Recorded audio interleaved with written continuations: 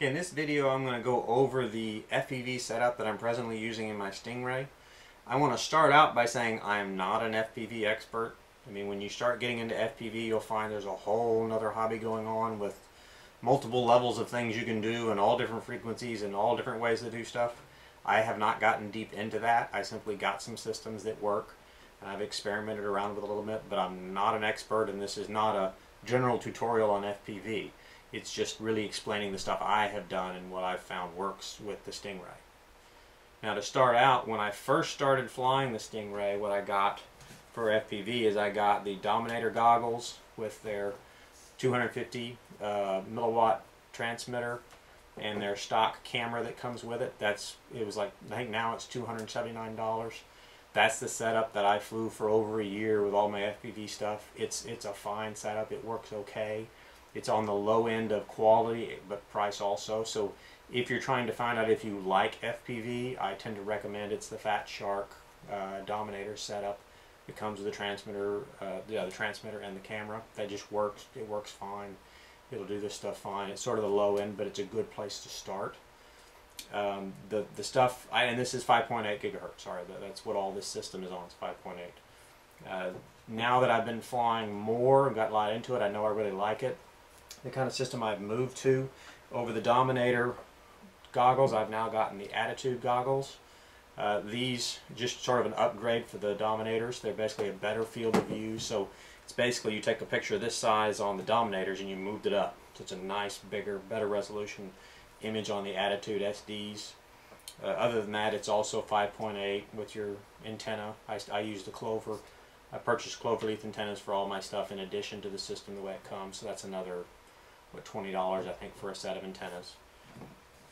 The other option you can do with FPV, also some of my friends have done, instead of using goggles, if you don't like the immersive feel, which is what I like, fully immersed feel with the goggles, you can also get just a screen. You can use a screen to display to a screen, but if you can do that, you need to get a separate receiver for your unit, so you can receive and then just plug it into your screen, so you're flying and looking at a screen instead of the goggles. The nice thing about a screen is that if you're looking at FPV and you get confused, you can always go look and fly at the model. The only disadvantage I found in flying a screen when you're flying is it's distracting. Other things distract you, so you're not as immersed as much, and you tend to get a little distracted flying, but that's just personal taste. You can even get a big screen, a big old TV and try, but that's sort of up to you. Now let's get to exactly how we install this equipment in the Stingray. Okay, now let's just take a look at my FPV canopy mount. In this case, I've got a GoPro on this one. You could have any of your other you could have the camera that comes with the Fat Sharks, or you could use the Horizon HD or anything else. I tend to mount it about the same way. I just double stick tape it onto the canopy. I use 3M 4941 tape, and that stuff's really, really good. I mean, it holds real tight. I've done it this way many times, and it never wants to come off the model. It's a very secure way to do it. If you're uncomfortable with doing it just this way, you can do tape and run a zip tie around through a couple of holes in the canopy also to hold it.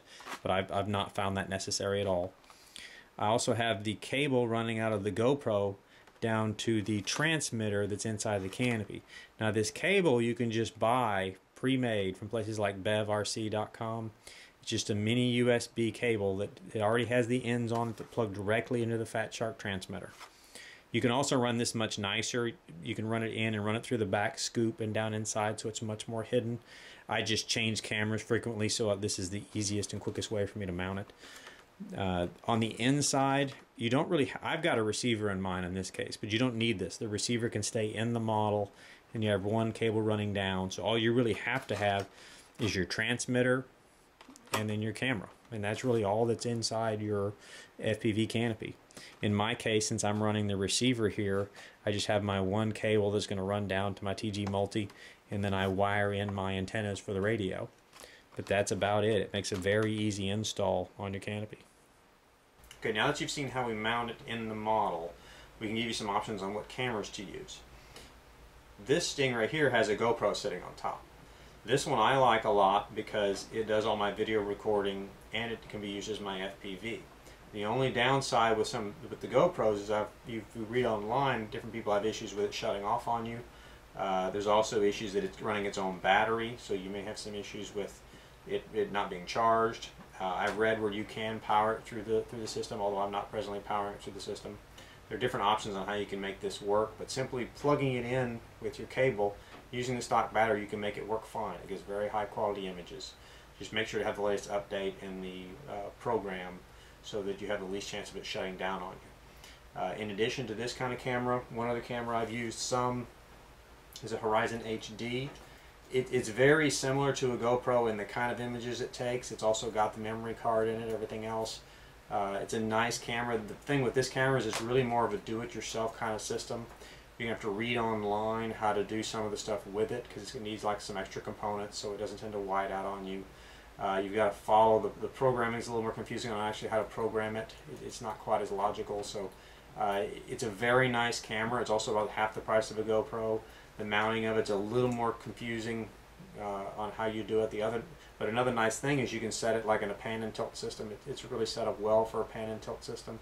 So if you're really into trying to get the camera system itself to work in very unique ways, you can go this direction too. A very kind of do-it-yourself kind of system. Now the simplest system is just the basic camera that comes with something like a Dominator. It's a very simple little small camera. Very easy to use. The quality is okay. It's not amazing, but it's okay. You can again mount it basically in the same place as you have the GoPro and just run it back and plug it into your transmitter. There's also dozens of other fine cameras out there. These are just the ones I've used and have tended to have good luck with. Now the systems I've been using are the 5.8 gigahertz, which is nice because everything's very small and compact.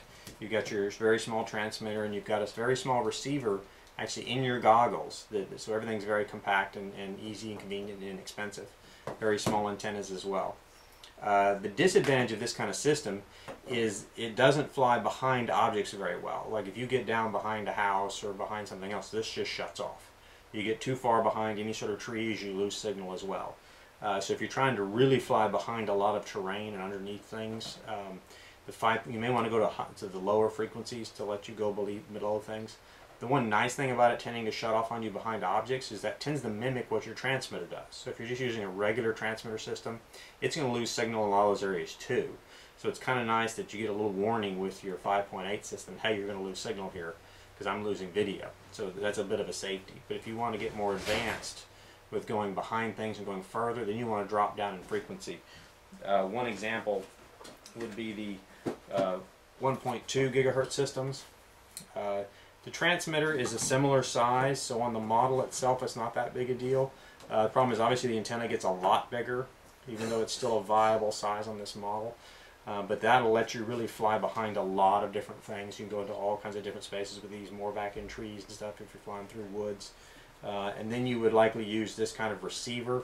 Then you'd simply run a cable from this to your goggles. So you'd have this like on a pack next to you or on a little mountain in front of you, something like that. So this is a little slightly more advanced system.